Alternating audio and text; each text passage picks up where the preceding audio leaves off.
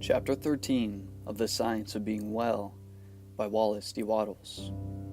In a nutshell, there is a cosmic life which permeates, penetrates, and fills the interspaces of the universe, being in and through all things. This life is not merely a vibration or form of energy. It is a living substance. All things are made from it.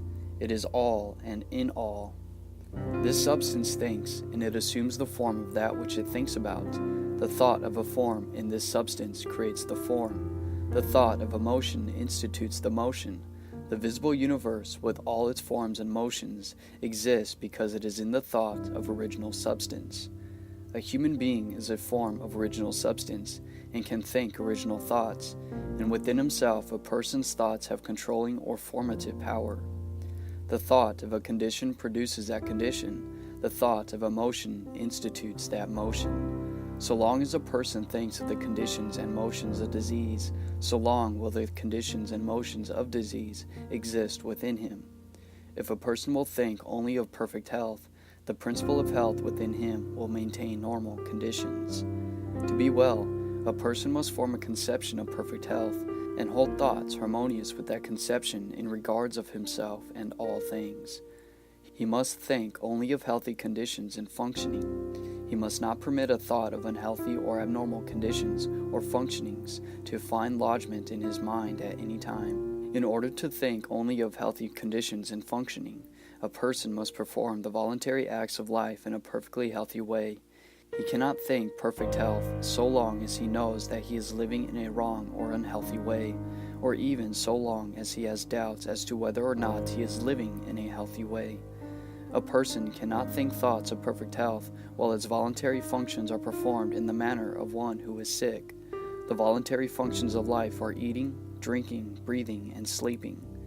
When a person thinks only of healthy conditions and functioning, and performs these externals in a perfectly healthy manner, he must have perfect health.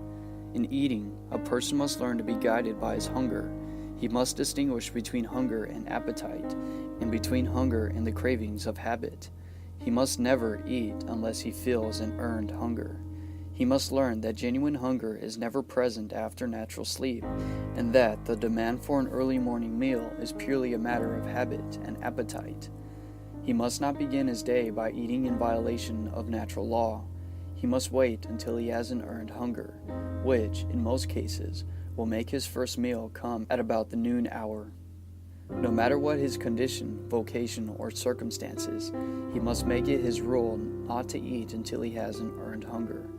And he may remember that it is far better to fast for several hours after he has become hungry than to eat before he begins to feel hunger.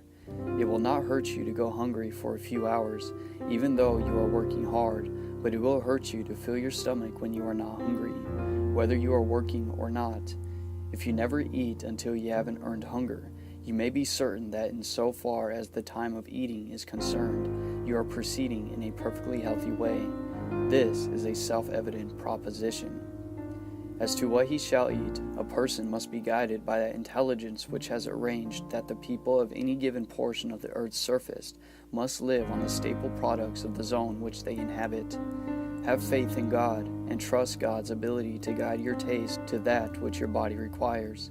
Do not worry over the controversies as to the relative merits of cooked and raw foods, of vegetables and meats, or as to your need for carbohydrates and proteins. Eat only when you have an earned hunger, and then take the best foods of the healthy people in the zone in which you live, and have perfect confidence that the results will be good. They will be. Do not seek for luxuries, or for things imported or fixed up to tempt the taste. Stick to the plain foods. And when these do not taste good, fast until they do. Then you will be functioning in a perfectly healthy manner, so far as to what to eat is concerned. I repeat, if you have no hunger or taste for the plain foods, do not eat at all. Wait until hunger comes. Go without eating until the plainest food tastes good to you, and then begin your meal with what you like best. In deciding how to eat, a person must be guided by reason. We can see that the abnormal states of hurry and worry produced by wrong thinking about business and similar things have led us to form the habit of eating too fast and chewing too little. We know that an angry or distracted atmosphere upsets the process of digestion. Reason tells us that food should be chewed, and that the more thoroughly it is chewed, the better it is prepared for the chemistry of digestion. Furthermore, we can see that the person who eats slowly and chews his food to a liquid, keeping his mind on the process and giving it his undivided attention, will enjoy more of the pleasure of taste than he who bolts his food with his mind on something else. To eat in a perfectly healthy manner, a person must concentrate his attention on the act with cheerful enjoyment and confidence. He must take his food, and he must reduce each mouthful to a liquid before swallowing it. The foregoing instructions, if followed, make the function of eating completely perfect. Nothing can be added as to what, when, and how. In the matter of how to eat, a person must be guided by the same inward intelligence or principle of health, which tells him when food is wanted. He must stop eating in the moment that he feels hunger abating. He must not eat beyond this point to gratify taste. If he ceases to eat in the instant that the inward demand for food ceases, he will never overeat, and the function of supplying the body with food will be performed in a perfectly healthy manner. The matter of eating naturally is a very simple one. There is nothing in all the foregoing that cannot be easily practiced by anyone. This method, put into practice, will infallibly result in perfect digestion and assimilation, and all anxiety and careful thought concerning the matter can at once be dropped from the mind. Whenever you have an earned hunger, eat with thankfulness from the variety of natural foods before you, chewing each mouthful to a liquid, and stopping when you feel the edge taken from your hunger. The importance of the mental attitude is sufficient to justify an additional word. While you are eating, as at all other times, think only of healthy conditions and normal functioning. Enjoy what you eat. If you carry on a conversation at the table, talk of the goodness of the food and of the pleasure it is giving you. Never mention that you dislike this or that. Speak only of those things which you like. Never discuss the wholesomeness or unwholesomeness of foods. Never mention or think of the unwholesomeness at all. If there is anything on the table for which you do not care, pass it by in silence or with a word of commendation. Never criticize or object to anything. Eat your food with gladness and with singleness of heart. Praise God and give thanks. Let your watchword be perseverance. Whenever you fall into the old way of hasty eating or of wrong thought in speech, bring yourself up short and begin again.